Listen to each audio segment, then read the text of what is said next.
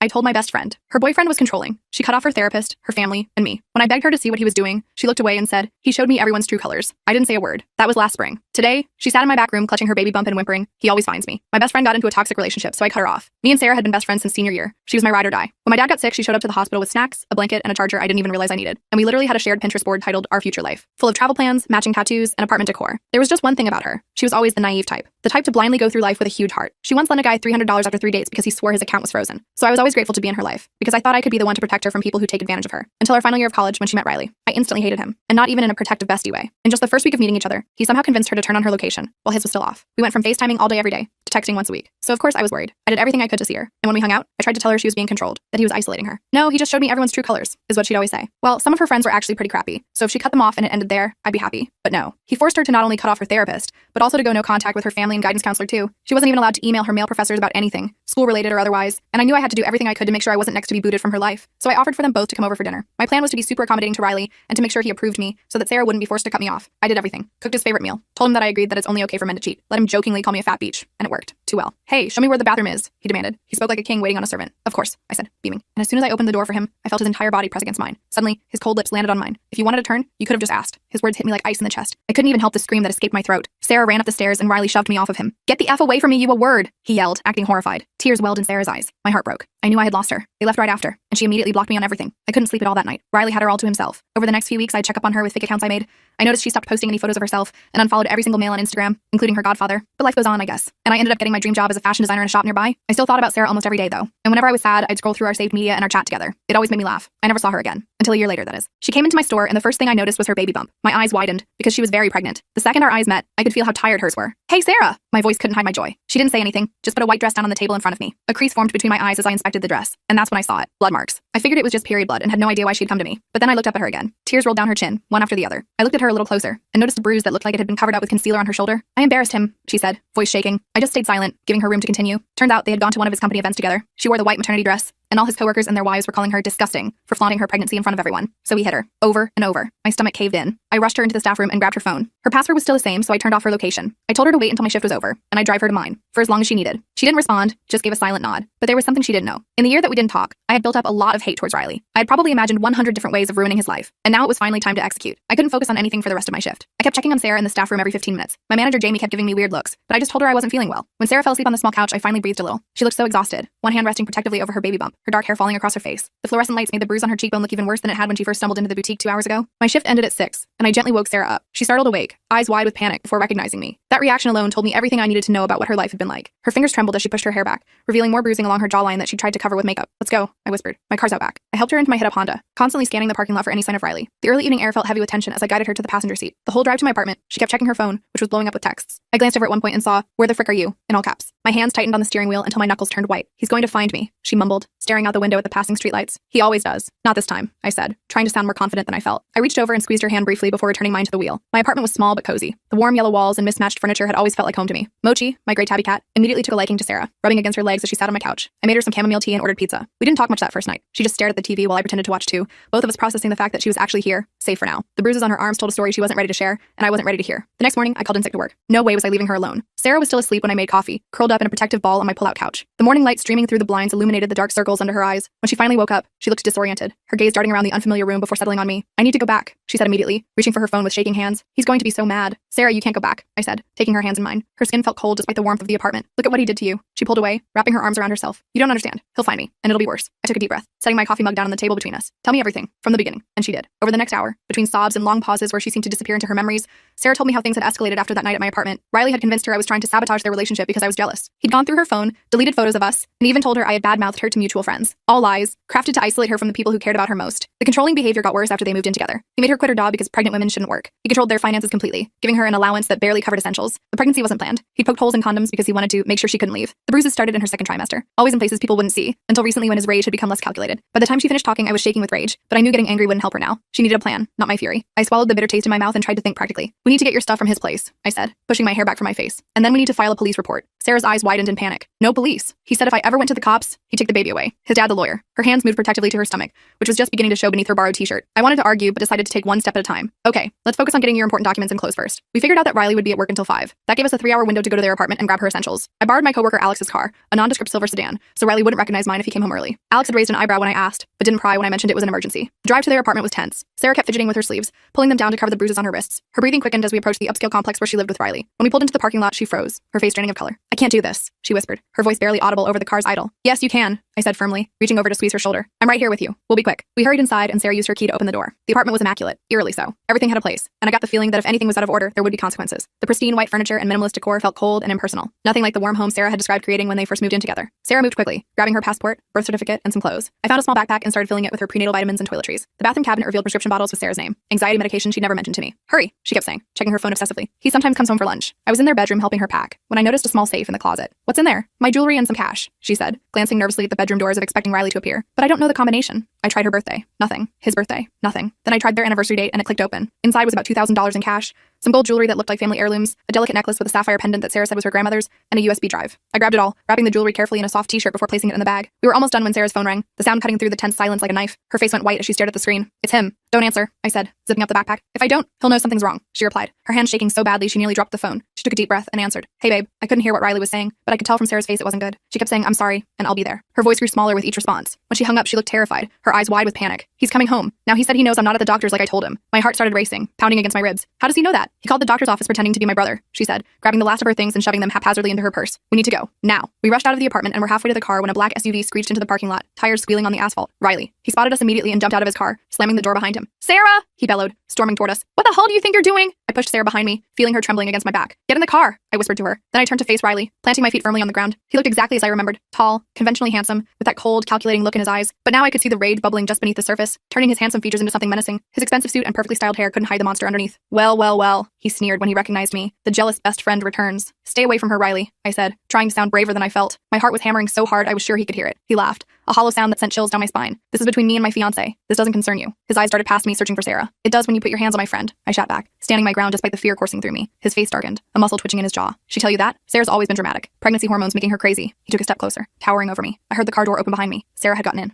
"Good. Move," Riley said, trying to step around me, his expensive cologne overwhelming as he invaded my space. I stood my ground, blocking his path. No. What happened next was so fast I barely had time to react. Riley grabbed my arm, his fingers digging in painfully. "I said move, you stupid butch." I yanked my arm away and shoved him as hard as I could. He stumbled back, surprise flashing across his face before it contorted with rage. He lunged at me, but I was already running to the driver's side of the car. I jumped in and locked the doors just as Riley reached us. He pounded on the window, screaming obscenities, his face red with fury. "Go!" Sarah cried, her voice breaking with terror. I reversed so fast I nearly hit another car. Riley chased us on foot until we reached the exit, then ran back to his SUV. I took random turns through the neighborhood, constantly checking the rearview mirror, my hands slick with sweat on the steering wheel. "He's going to follow us," Sarah said, her voice shaking as she clutched the dashboard. "He's going to find us." "No, he won't," I assured her, though I wasn't so sure myself. I drove to a mall parking lot and parked in a crowded section, nestled between two larger vehicles. "We need to switch cars again. He knows what Alex's car looks like now." I called my other coworker Barbara, who lived nearby. I gave her some excuse about car trouble, and she agreed to pick us up. While we waited, I checked Sarah's phone and found what I suspected, a tracking app disguised as a weather app. I deleted it immediately, then showed Sarah how he'd been monitoring her location all this time. Her hands trembled as she took the phone back. Barbara arrived 20 minutes later, looking confused when she saw Sarah's pregnant belly and our panicked faces. I gave her a simplified version of the truth, that Sarah's ex was dangerous and we needed a ride. Barbara, bless her, didn't ask questions. She drove us back to my apartment, taking a roundabout route at my request, her concerned glances in the rearview mirror telling me she understood more than I'd explained. Once we were safely inside, I triple-checked that all the doors and windows were locked. Sarah collapsed on the couch, exhausted and terrified. I made her some tea and sat beside her, the weight of the day settling over us like a heavy blanket. "What's on the USB?" she asked suddenly, her voice small in the quiet apartment. I had forgotten about it in the chaos. I grabbed my laptop and plugged it in. The drive contained dozens of folders with women's names. I clicked on one labeled Jessica and found screenshots of text conversations, photos,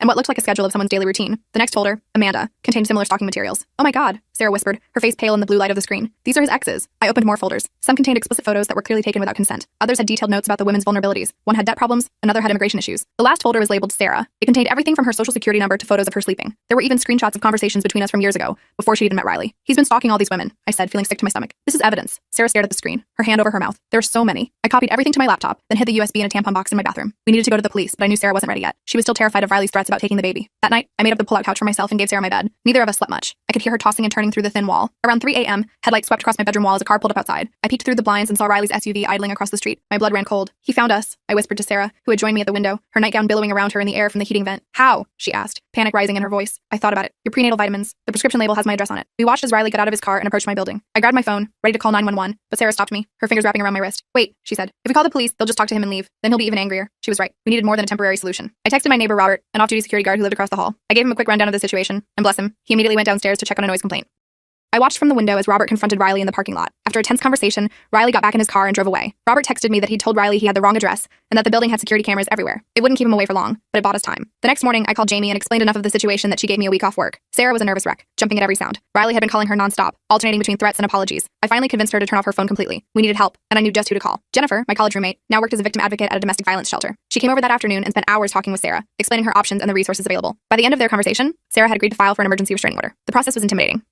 We went to the courthouse the next day, where Sarah had to detail the abscess in excruciating detail. I sat beside her, holding her hand as she described the escalating violence. The judge granted the temporary order, which would be served to Riley that day. It wasn't a perfect solution, but it was a start. That night, Sarah seemed a little lighter, like she could finally see a way out. We were making dinner when my phone rang. Unknown number. Hello? I answered cautiously. Is this OP? A woman's voice asked. Yes. Who's this? My name is Amanda. I think we have a mutual problem. My heart skipped a hit. Amanda. One of the names from the USB drive. How did you get my number? I asked. Riley's been served with a restraining order. Your name was on the witness list, she explained. I've been monitoring his cases. I'm not the only one. Amanda told me that several of Riley's exes had formed a support group. They'd been gathering evidence against him for months, but were too scared to come forward individually. When they heard about Sarah's restraining order, they saw an opportunity. We want to help, Amanda said. All of us. The next day, I met Amanda and 3 other women at a coffee shop across town. They all had similar stories. Riley had charmed them, isolated them, then absed them. Each had evidence, texts, emails, photos of injuries. Together, it painted a damning picture of a serial abuser. He's escalating, said one woman named Mary, her dark eyes serious as she showed me photos of her own bruises from 2 years ago. What he did to me was bad, but what he's doing to Sarah is worse. They agreed to give statements to support Sarah's case. It felt like we finally had a fighting chance. But Riley wasn't going down without a fight. The next day, he showed up at my workplace. Jamie called me in a panic, saying he was making a scene, claiming his mentally unstable pregnant wife was hiding with me and needed medical attention. I told Jamie to call the police and not to tell him anything. By the time I called Sarah to warn her,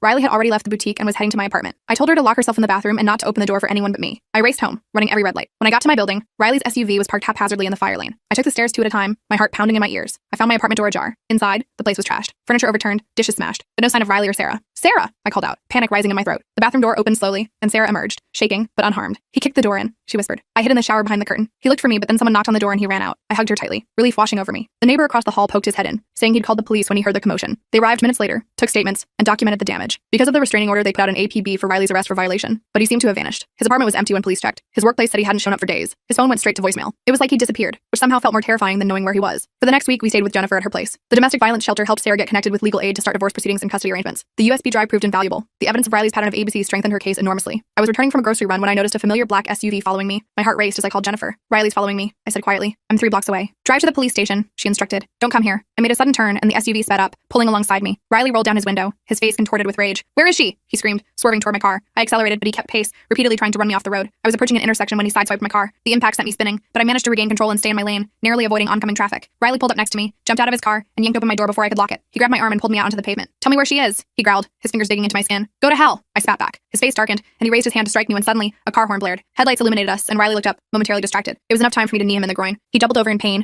and I scrambled back into my car, locking the doors. The other car pulled up beside us, and I recognized the driver. It was David, one of Sarah's cousins. He must have been driving by and recognized Riley. David jumped out of his car and confronted Riley, who was still hunched over in pain. Police are on their way, a hole, David shouted. Riley looked between us, then ran back to his SUV and sped away, tires screeching. David helped me back to Jennifer's place, where Sarah was waiting anxiously. When she saw my bruised arm and torn clothes, she broke down. This is all my fault, she sobbed, her tears falling onto my shoulder as she hugged me. No, I said firmly. This is Riley's fault. Only Riley's. That night, we decided enough was enough. With help from Jennifer and the other women, we devised a plan to end this once and for all. The next morning, we put our plan into action. Jennifer helped us contact a lawyer friend who specialized in domestic violence cases. We gathered all the evidence, the USB drive, photos of Sarah's injuries, screenshots of threatening texts, and statements from Riley's other victims. The lawyer, a no-nonsense woman named Valerie, reviewed everything and told us we had a solid case. This is more than enough for a permanent restraining order, she said, organizing the files on her desk. And with the property damage and assault charges, he's looking at serious jail time. Sarah still seemed hesitant. She kept rubbing her belly and looking at the floor. What if he comes after the baby? She whispered. What if he gets custody? Valerie shook her head firmly. With this evidence and these witnesses, that's not happening. Courts don't give children to documented abusers. We filed the paperwork that afternoon. The court date was set for the following week. In the meantime, we stayed at Jennifer's place, taking turns watching the door and windows. David and a couple other friends took shifts sitting in cars outside, keeping an eye out for Riley's SUV. 3 days before the court date, Sarah's water broke. 2 weeks early. I rushed her to the hospital while Jennifer called the police to let them know what was happening. We were worried Riley might show up. The labor was long and scary. Sarah crushed my hand through each contraction, tears streaming down her face. I kept telling her she was doing great, even though I had no clue if that was true. The nurses gave me weird looks, probably wondering who the hell I was. I'm her person, I told one nurse who asked if I was family. She just nodded and handed me an ice chip cup. After 18 hours, Sarah gave birth to a baby girl. She was tiny but perfect, with a full head of dark hair and these little fists that kept punching the air. Sarah named her Lily. When they placed the baby on her chest, Sarah looked at me with exhausted, tear-filled eyes. Thank you, she whispered, for everything. I cried like a baby myself. Not gonna lie. The hospital had a uniformed police officer posted outside Sarah's room due to the active restraining order. We thought we were safe, but Riley had other ideas.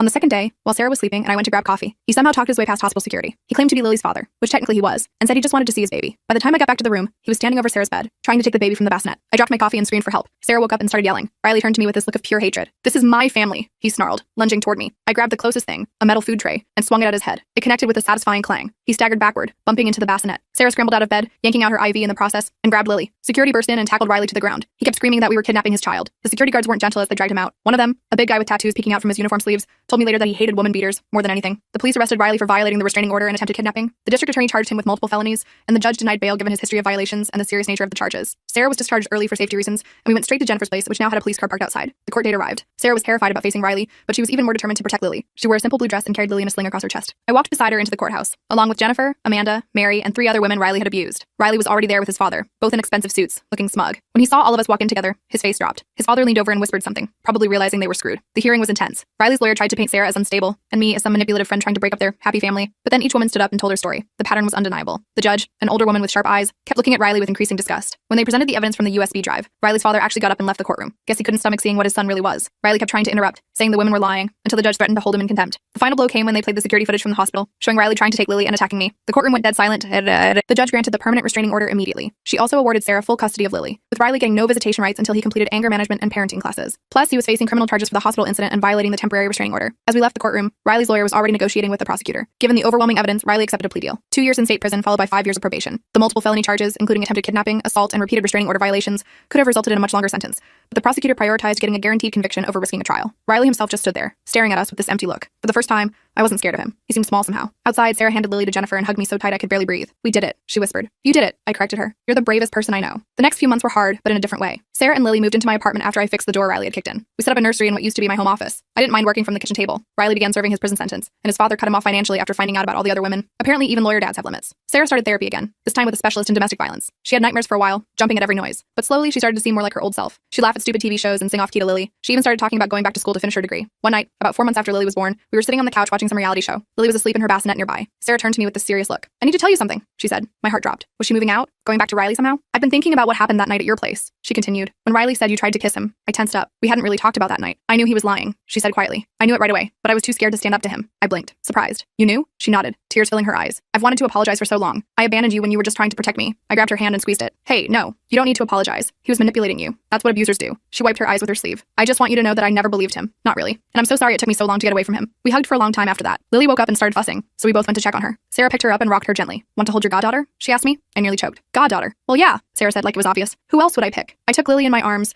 this tiny human who somehow already had my whole heart. She grabbed my finger with her little hand and held on tight. A few weeks later, we revived our old Pinterest board. Our future life got some updates, baby-friendly vacation spots, toddler bedroom ideas, and a whole section on single mom hacks. We still had our matching tattoo plans, just pushed back a few years. Sarah found a part-time job at a bookstore that had a daycare area where Lily could stay while she worked. I kept my job at the boutique, but picked up some freelance design work on the side to help with expenses. We made it work. The other women from Riley's past became like family. We had monthly dinners where everyone brought food and shared updates on their lives. Amanda got engaged. Mary started her own business. Everyone was moving forward. 1 year after Lily was born, we threw a big birthday party at the park. All our friends came, including Jamie and Barbara from the boutique, David and his girlfriend, and Jennifer with her new puppy. Sarah's parents were there too. She'd reconnected with them after leaving Riley. As I watched Sarah help Lily blow out her birthday candle, I thought about how much had changed in 2 years. From losing my best friend to gaining a whole family. From feeling helpless to finding strength I didn't know I had. That night, after everyone left and Lily was asleep, Sarah and I sat on the balcony with glasses of cheap wine. "Remember our old plans?" she asked, scrolling through our Pinterest board on her phone. "Greece and Japan? Still gonna happen," I said confidently. "Just with a tiny third wheel now." She laughed and got serious again. "I don't think I ever thanked you properly for not giving up on me." I shrugged, embarrassed. "That's what friends do." "No," she said firmly. "Most people would have walked away. You didn't." I didn't know what to say to that, so I just clinked my glass against hers. "To us," I said. "To us," she echoed. "And to Lily, who's going to grow up surrounded by badass women who have her back." I smiled, thinking about the future stretching ahead of us. Not perfect, but ours. And Riley free. Last week, I was organizing some old photos and found one from senior year. Me and Sarah making stupid faces at the camera, arms around each other's shoulders. I framed it and put it on the shelf next to a new one. Me, Sarah, and Lily at the beach, all wearing matching sunglasses. Sometimes I think about how close I came to losing my best friend forever, how Riley almost succeeded in destroying her. But then I look at Sarah now, laughing, strong, free, and I know that some bonds can't be broken, no matter how hard someone tries.